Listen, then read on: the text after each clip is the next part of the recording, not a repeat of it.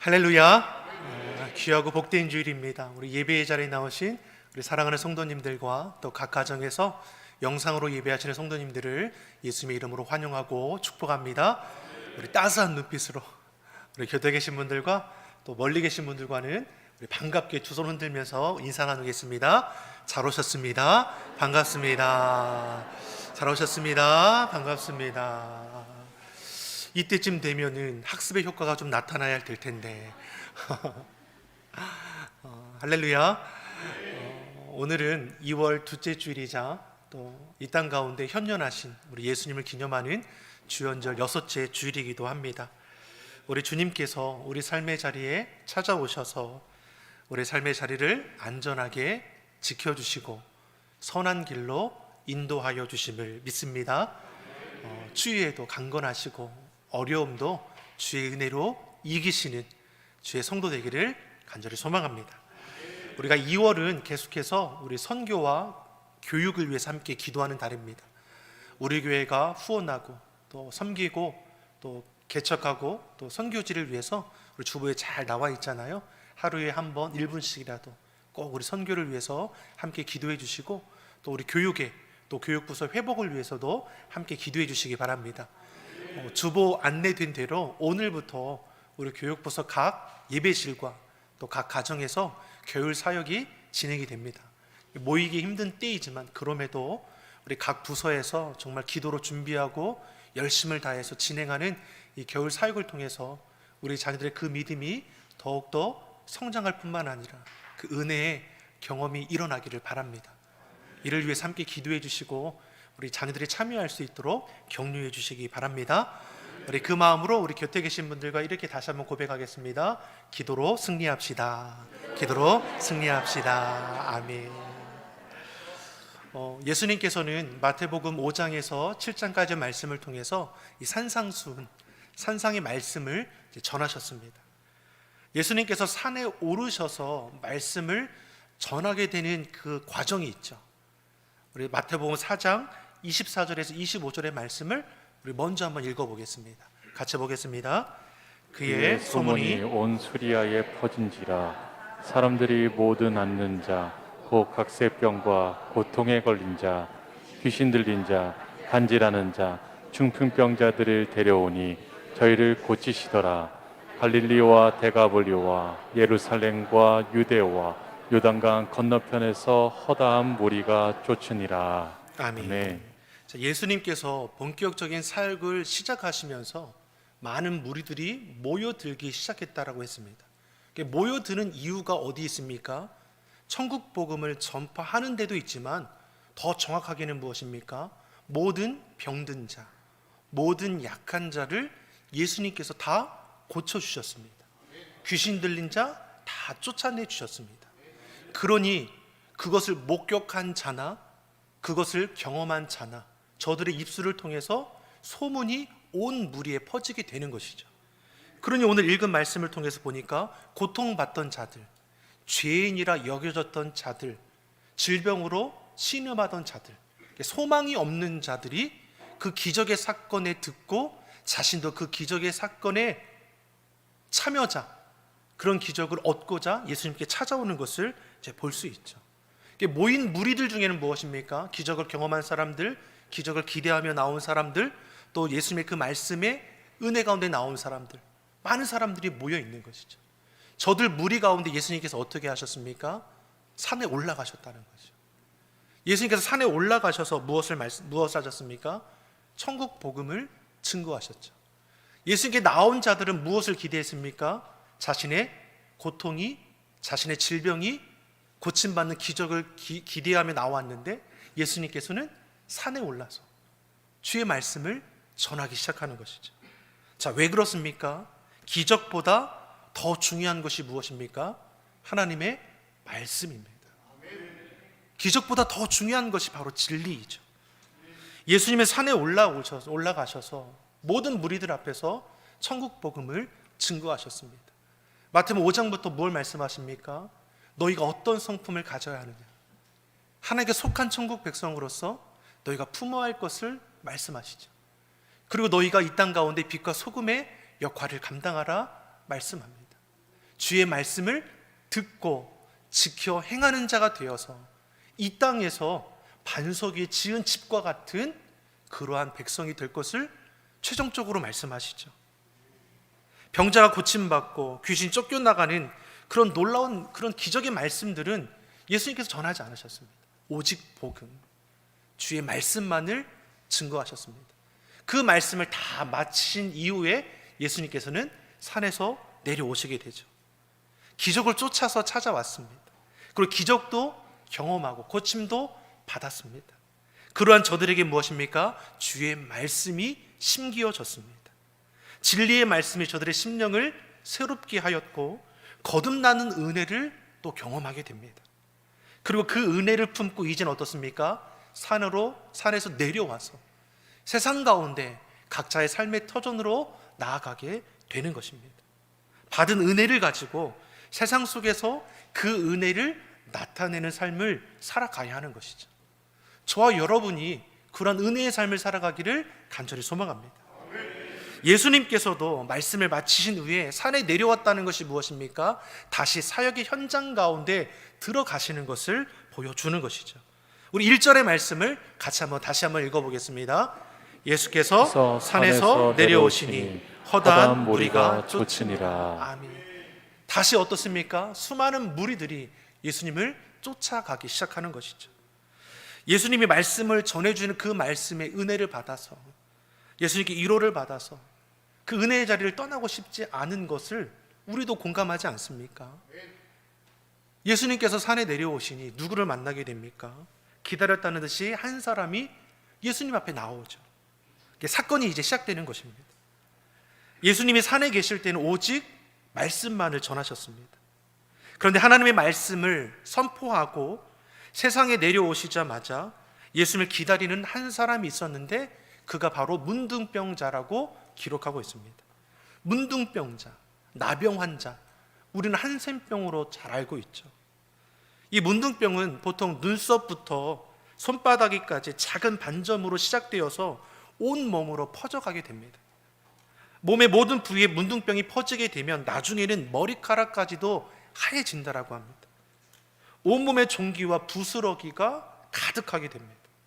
이 질병은 피부는 물론이고 모든 관절과 뼈와 골수까지 침투해서 신체의 모든 조직을 다 마비시키고 썩어지게 됩니다.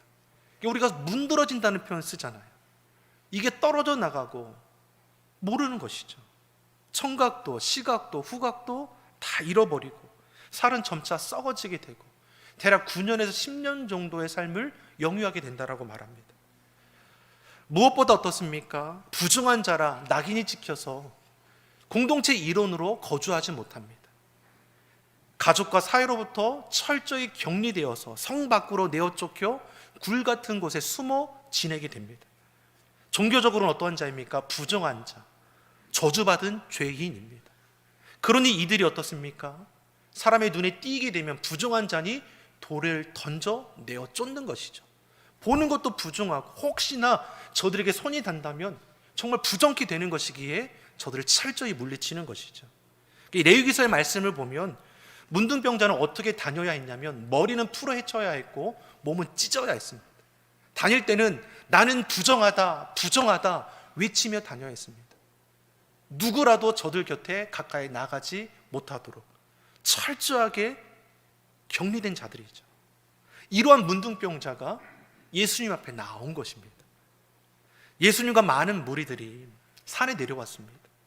소위 말씀으로 충만해져서 큰 은혜 받고 내려온 거 아닙니까? 고침도 받고 예수님께 직접 천국 복음을 들으니 정말 그 은혜로 충만해져서 산 아래로 내려왔는데 누가 기다리고 있습니까? 문둥병자가 기다리고 있습니다. 자, 이때 이들의 반응이 어떠했겠습니까? 은혜는 은혜 받은 거고 충만함은 충만한 거고 문둥병자는 문둥병자이겠죠. 보는 즉시 다들 놀라면서 그 곁을 다 이렇게 떠나지 않았겠습니까? 많은 사람들 중에는 돌을 들어서 던지려고 하는 이들도 있었을 것이죠. 은혜 받으면 받은 은혜를 발휘해야 하는데 어떻습니까? 은혜는 은혜이고 삶의 자리에서는 또 받은 은혜를 까먹는 모습을 우리가 보게 되는 것이죠. 제가 중고등학교 시절 때에 수련회를 기도원으로 참 많이 갔습니다. 기도원에 가보신 분들은 아시겠지만 2박 3일, 3박 4일 종일 예배 드리고 집회를 하는 거죠. 제가 기도원 중고등학교 다닐 때가 집회가 4번 있었습니다. 새벽, 아침 먹고 오전 집회, 점심 먹고 오후 집회, 저녁 먹고 저녁 밤 집회. 자, 뭐만 하는 겁니까? 예배 드리고 말씀 듣고 찬양하고 기도하고, 밥 먹고 잠깐 쉬다가 예배 드리고 말씀 듣고 찬양하고 기도하다가 잠깐 쉬고 밥 먹고, 계속 이게 2박 3일 3박 4일 반복되는 거죠. 당시 집회가 어떻습니까? 30분이 끝납니까? 새벽은 1시간, 오전 오후는 2시간, 저녁 밤 집회는 3시간. 학창시절이 얼마나 괴롭고 힘들겠습니까? 이게 한 번, 두 번, 세 번, 하루 이틀 지나가면 마지막 밤에는 무엇입니까? 다들 뒤집어지는 역사가 일어납니다. 은혜의 자리에 있다는 것이 참 놀라운 게, 기도하지 않을 것 같던 아이들도 기도하기 시작하고 입술이 열리니까 하나님께서 저에게 눈물을 주시고 회개가 터지게 하시고 심지어 방언이 일어나게 되고 자신의 그 죄를 회개하는 놀라운 역사들이 일어나게 되더라고요. 자, 그렇게 은혜가 충만하고 마지막 이제 집으로 돌아가기 전에 이제 인도하셨던 목사님께서 하시는 말씀이, 너희 집에 돌아가더라도 받은 은혜 꼭 까먹지 않았으면 좋겠다. 은혜 받고 왔는데 어떻습니까? 집에 가니까 네가 받은 은혜를 다 잃어버릴 일들이 생길 텐데 절대 너희는 받은 은혜를, 은혜로운 말과 행동을 하라는 것이죠. 그게 그때는 이해가 되지 않았습니다. 왜요? 받은 은혜가 충만하니까 집에 가서도 당연할 줄 알았습니다. 근데 저도 그 학창시절에 집에 돌아가니까 집에 아무도 없는 거예요. 그래서 내가 기도원에 2박 3일 3박 4일 뜨겁게 기도하고 예배드리고 집에 왔는데 어떻게 집에 아무도 없어? 그때부터 이렇게 올라오는 거죠. 아, 먹을 게 하나도 없네. 어떻게 내가 은혜 받고 기도원에서 2박 3일 정말 뜨겁게 찬양하고 기도하고 예배드리고 그렇게 돌아왔는데 집에 이렇게 이런 마음들이 일어나게 되는 거죠. 문턱을 넘어서니까 무엇입니까? 신경질 날 일들이 가득하더라고요. 저만 그런 걸까요? 여러분, 우리도 그러지 않습니까? 주일에 뜨겁게 예배하고 은혜 받고 집에 돌아가자마자 아유 이놈의 죽고서 이렇게 할 때도 우리가 있지 않습니까? 이것을 조심하라고 말씀하는 거죠. 예수님과 많은 무리들도 산상에서 주의 말씀을 듣고 은혜 받고 변화받고 놀라운 그 은혜를 이루어진 나가지 않습니까? 그런데 어떻습니까? 돌아오니까 문둥병자를 보게 되니 그 모든 것이 다 무너지게 되는 것이죠. 자, 2절의 말씀 보겠습니다. 문둥병자, 예수 앞에 나온 자, 어떠한 자입니까? 같이 보겠습니다. 문둥병자가 나와 절하고 가로되 주여 원하시면 저를 깨끗게 하실 수 있나이다 하거늘. 아멘. 문둥병자가 사람의 시선 아랑곳하지 않죠. 분명히 돌을 던져 치려는 자도 있었을 것이고 질색하는 모습으로 소리치며 내어 쫓으려고 하는 자도 있었을 겁니다. 근데 문둥병자는 어떻게 합니까? 예수님 앞에 절하고 엎드려 말하죠. 간단한 말이지만 어떻습니까? 그 말 속에는 놀라운 믿음의 비밀이 담겨 있습니다. 사람들 앞에 문둥병자가 나타난다는 것 자체가 이미 죽음을 각오한 것입니다. 예수님 앞에 나오기 전에 어쩌면 이미 그는 만신창이가 되어 있었을지도 모르겠습니다. 머리는 풀어헤쳐져 있죠. 옷은 찢겨져 있죠. 부정하다 외치며 나오는 그 자를 누가 반겨주겠습니까? 무엇보다 예수님 앞에 나와 자신을 깨끗게 하실 것을 구한다는 것 자체가 당시의 사람들의 시선으로 이해할 수 없는 것이죠. 왜요? 이미 버림받은 자이고 저주받아 마땅한 자입니다. 그렇게 살다가 어디 순간에 어느 곳에서 죽는지 알지 못하는 인생이 저들의 모습입니다. 근데 문둥병자가 어떻게 합니까? 담대히 주님 앞에 나와 엎드려서 고백하기를, 깨끗하게 하실 것을 구한다는 것 자체가 그의 얼마나 놀라운 그 믿음이 있는지를 우리에게 보여주는 것이죠. 사랑하는 성도 여러분, 믿음의 첫걸음이 무엇입니까? 주님 앞에 나오는 것입니다. 오늘 우리가 믿음이 있기 때문에 이 자리에 나온 것 아닙니까? 우리가 믿음이 있기에 각자 있는 자리에서 시간과 장소를 구별해서 예배하고 있지 않습니까? 우리의 예배를 하나님께서 받으신다라는 분명한 확신이 있으니까 우리가 예배 드리는 것이죠. 물론 습관적으로 예배 드릴 수 있습니다. 그러나 이러한 예배 습관도 믿음이 있으니까 그렇게 하는 것이죠. 문둥병자가 예수님 앞에 담대히 나왔다는 것은 무엇입니까? 믿음이 없이는 이해할 수 없다라는 것이죠. 그는 수많은 사람의 저주, 돌에 맞아 죽을 각오까지도 하고 주님 앞에 나와 엎드렸습니다. 예수님 앞에 이 나와 절했다는 것이 무엇입니까? 경배했다는 것입니다. 무릎을 꿇고 자기가 할 수 있는 최대의 존경과 경의를 예수님 앞에 지금 표현하는 것이죠. 그러면서 예수님께 간구하기를 주여 원하시면 저를 깨끗하게 하실 수 있나이다.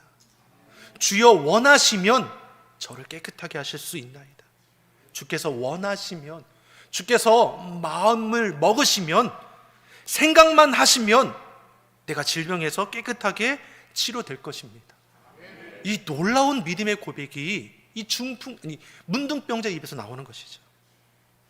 예수님께서 산상수훈의 말씀을 통해서 우리에게 하신 말씀이 생각나지 않습니까? 마태복음 7장 7절에서 예수님께서 이렇게 우리에게 말씀을 가르치셨습니다. 같이 읽어보겠습니다. 구하라 그러면 너에게 주실 것이요, 찾으라 그러면 찾을 것이요, 문을 두드리라 그러면 너희에게 열릴 것이니. 아멘. 예수에게 나온 자는 문둥병자입니다. 저주받은 자, 이미 어떻습니까? 부정한 자라 손가락질 받는 자입니다. 그러한 자가 예수님 앞에 나와 마치 자녀가 아버지께 구하는 것처럼 간구하고 있는 겁니다. 전능하신 아버지가 원하시기만 하면, 하고자 하신다면 이까지 질병 깨끗하게 치료받을 줄 믿습니다. 생명의 주권이 누구에게 있음을 고백합니까? 예수님께 있음을 고백합니다. 문둥병자의 믿음이 놀라운 것이 자신의 뜻이 아닌 주님이 원하시기만 하면 주의 뜻을 앞세우고 있다는 것이죠. 마치 예수님께서 겟세마네 동산에서 나의 원대로 마옵시고 아버지 원대로 하옵소서 기도한 것처럼 그렇게 구하고 있습니다. 주께서 원하시면, 주님의 뜻이라면. 사람은 자기의 필요를 우선합니다. 그것이 문둥병자라면 더하지 않겠습니까? 그는 매일 고통 속에 살았던 자입니다. 하루 자고 일어나면 손가락이 떨어지고, 하루 자고 일어나면 발가락이 떨어지고, 코가 떨어지고 나가는 정말 저주받은 삶을 하루하루 힘겹게 살아갑니다. 이런 사람이 어찌 누구를 먼저 생각할 수 있겠습니까? 그런데 고백하기를 주께서 원하시면, 주님의 뜻이라면 깨끗하게 될 줄 믿습니다. 우리는 이것을 배워야 합니다. 내 뜻을 생각하기 전에 먼저 하나님의 뜻을 구할 줄 아는 자가 되어야 합니다. 예수님께서도 산상수훈에서 너희가 먼저 그의 나라와 의를 구하라. 문둥병자는 주께서 원하시면, 주의 뜻이라면 내 병 고쳐지게 될 줄 믿습니다. 반대로 보면 주께서 원하지 않으시면, 주의 뜻이 아니면 저는 이대로 죽어도 괜찮습니다. 이게 되는 것이죠. 자포자기가 아니라 주의 뜻을 먼저 구하고 그 뜻에 자신이 나아가겠다라고 다짐하는 것입니다. 주여 원하시면 저를 깨끗하게 하실 수 있나이다. 이 말은 예수님이 인생의 주관자, 치료자가 되심을 확신하며 고백하는 것입니다. 사랑하는 성도 여러분, 믿는 데서 능력이 나타나는 것이고 믿는 데서 기적이 일어나는 것입니다. 예수님이 아무리 능력의 주가 되어도 우리가 믿지 않으면 그 능력은 우리와 아무런 상관이 없는 것이죠. 그러면 우리는 어떻습니까? 어린 아이처럼 여호와 하나님을 신뢰하는 자가 되어야 합니다. 예수님은 무엇이든지 하실 수 있는 능력의 아버지가 되십니다. 예수님이 하실 수 있음을 우리는 믿음으로 고백해야 합니다. 믿는 자에게는 능치 못할 일이 없느니라. 하나님의 뜻이라면 불가능이 없습니다. 문둥병자는 이러한 믿음을 고백하는 것이죠. 이게 얼마나 놀라운 믿음입니까? 우리는 오늘 본문의 말씀을 통해서 문둥병자가 병고침 받았다는 것에 초점을 두어서는 안 됩니다. 이 문둥병자의 그 믿음에 초점을 두어야 합니다. 질병에 고침받는 것을 부러워하는 것이 아니라 이 문둥병자의 믿음을 부러워하는 자가 되어야 합니다. 오늘 우리에게도 이런 믿음이 필요합니다. 그는 예수님께 나와왔습니다. 엎드려 절했습니다. 그리고 믿음으로 고백했습니다. 주여 원하시면, 주님의 뜻이라면 나를 깨끗하게 하실 수 있습니다. 우리의 문제를 등이 해결하실 수 있습니다. 그렇지 않더라도 저는 주님을 원망하지 않습니다. 주의 뜻 가운데 살아가겠습니다. 이런 믿음의 간구를 예수님께 드리는 것이죠. 자, 그럼 예수님은 어떻게 반응하십니까? 우리 본문 3절의 말씀을 같이 한번 읽어보겠습니다. 3절 같이 읽겠습니다. 예수께서 손을 내밀어 저에게 대시며 가라사대 내가 원하노니 깨끗함을 받으라 하신대 즉시 그의 문둥병이 깨끗하여진지라. 아멘. 네. 자, 믿음의 고백을 들으신 예수님께서 어떻게 반응하십니까? 저의 몸에 손을 대셨습니다. 대셨다는 말은 헬라어로 합토마이라는 단어인데 이 단어에는 만지다라는 의미가 있습니다. 예수님께서 그냥 살짝 댄 게 아니라 만져주신 거죠. 그리고 이 의미는 더 나아가 안아주셨다는 의미가 있습니다. 자, 율법으로는 어떻게 규정하고 있습니까? 부정한 물건, 부정한 사람에게는 손을 대는 사람까지도 부정하게 됩니다. 그러니까 문둥병자가 가까이 나오는 것을 일반 사람들이 견디지 못하고 돌을 던지는 이유가 무엇입니까? 저를 내어 쫓기 위함입니다. 왜? 보는 것도 만지는 것도 부정케 되는 것이니 저를 물리치는 것이죠. 그런데 예수님께서 어떻게 하십니까? 그를 직접 손에 대어 만져주시고 나아가 그를 안아주셨다는 것이죠. 예수님은 저를 부정한 자, 죄인으로 보신 것이 아니라 사랑하는 자녀로 보셨다라는 것입니다. 우리도 허물과 죄로 인해 죽었던 자 아닙니까? 더럽고 추한 죄인일 뿐이죠. 그런 우리를 사랑하셔서 예수님이 대속제물 되셔주셨습니다. 사실 우리는 문둥병과는 비교할 수 없는 죄의 병이 있었던 자들 아닙니까? 근데 놀라운 치유와 회복을 우리가 얻게 되었습니다. 로마서 5장 8절이 우리에게 이렇게 증거합니다. 로마서 5장 8절의 말씀 같이 읽어보겠습니다. 우리가 아직 죄인 되었을 때에 그리스도께서 우리를 위하여 죽으심으로 하나님께서 우리에게 대하여 자기의 사랑을 확증하셨느니라. 아멘. 하나님의 사랑을 우리에게 예수 그리스도를 통하여 확증해 주셨죠. 그 놀라운 사랑으로 문둥병자를 보셨습니다. 예수님께서 저에게 손을 대시며 품에 안아주시면서 무엇을 말씀하십니까? 내가 원하노니 깨끗함을 받으라. 내가 원하노니 깨끗함을 받으라. 앞서 문둥병자가 두렵고 떨림으로 죽음까지도 가까우고 주님 앞에 나와서 했던 말이 무엇입니까? 주여 원하시며. 근데 그러한 문둥병자에게 예수님께서 뭘 말씀합니까? 그에게 손을 대시며 안아주시면서 내가 원한다. 화답해 주시죠. 사랑하는 성도 여러분, 믿음의 기도를 우리 주님께서 들으십니다. 우리는 묻고 주의 답을 듣는 자입니다. 문둥병자를 향한 예수님의 말씀 어떠합니까? 내가 원하노니 깨끗함을 받으라. 이것이 복음입니다. 예수님은 우리가 건강하기를 원하십니다. 예수님은 우리가 죄의 자리에서 벗어나기를 원하십니다. 예수님은 우리가 이 땅 가운데 잘 되기를 원하십니다. 이것이 예수님의 뜻입니다. 예수님은 우리를 고난 속에 결코 버려두지 아니하십니다. 코로나19라는 어려운 상황 속에서도 우리를 고통 속에 버려두는 분이 아니시라 우리가 믿음으로 간구하여 나아갈 때 우리의 간구의 소리를 들어 응답해 주심으로 우리 삶의 어려움을 이겨낼 수 있도록 이끌어 가십니다. 예수님은 병자를 고치십니다. 귀신을 내어 쫓는 능력이 있으십니다. 죽음까지도 살려낼 수 있습니다. 자연 법칙을 만드신 하나님은 자연 법칙을 다스릴 수 있으신 것입니다. 예수님은 문둥병자를 고칠 뿐만 아니라 이보다 더 큰 기적의 역사도 이루어 가십니다. 그런 은혜가 우리 가운데 임하기를 예수님 이름으로 축원합니다. 저와 여러분이 문둥병자와 같은 진실한 믿음으로 주님 앞에 나와 경배하고 예배하며 간구하면 우리에게도 동일한 역사가 일어나게 될 줄 믿습니다. 예수님이 말씀하시니 즉시로 깨끗하여졌습니다. 지금까지 자신을 부정한 자라 낙인 찍혔던 이 문둥병이 예수님이 말씀하시니 즉시로 깨끗함을 입었습니다. 이 사람이 얼마나 기뻤겠습니까? 믿음대로 되었습니다. 자신의 믿음이 헛되지 않았음을 보게 되었습니다. 말씀 따라 믿음 지켜 살아가는 삶이 헛되지 않는 삶입니다. 사랑하는 성도 여러분, 삶의 자리에서 믿음 지키기 힘들지요. 기도대로 살아가기가 어렵습니다. 그런데 지켜 행하는 그 삶의 자리가 결코 헛되지 않게 하신다. 우리에게 지금 보이십니다. 문둥병자가 벅찬 감격에 자신이 깨끗하여졌음을 자랑하고 싶지 않겠습니까?